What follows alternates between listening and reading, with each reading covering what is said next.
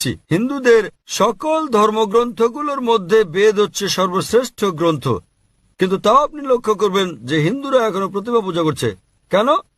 কারণ হিন্দু ধর্মের পণ্ডিতেরা বলেন যে দেখো জাকির ভাই, তুমি জানো নিম্ন শ্রেণীর লোকেরা এগুলো বুঝতে চায় না, তাই মনোনিবেশের জন্য আমাদের প্রতিমা প্রয়োজন হয়। আমরা সচেতনতার উচ্চ পর্যায়ে পৌঁছানোর পর আর প্রতিমার প্রয়োজন হয় না।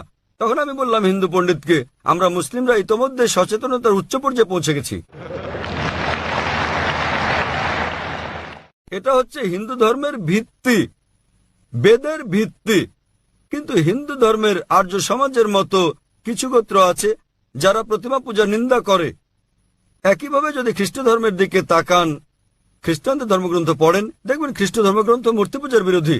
তবুও আপনি দেখেন যে ক্যাথলিকরা তারা ঈশ্বরের চিত্র তৈরি করে এবং বলে যীশু খ্রিস্ট তার উপর শান্তি বর্ষিত হচ্ছেন সর্বশক্তিমান ঈশ্বর।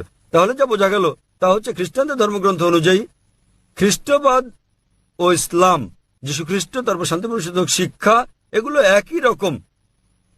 কিন্তু বেশিরভাগ খ্রিস্টান তারা এটা দাবি করে যে যীশু খ্রিস্ট নিজেকে ঈশ্বর বলে দাবি করেছিলেন।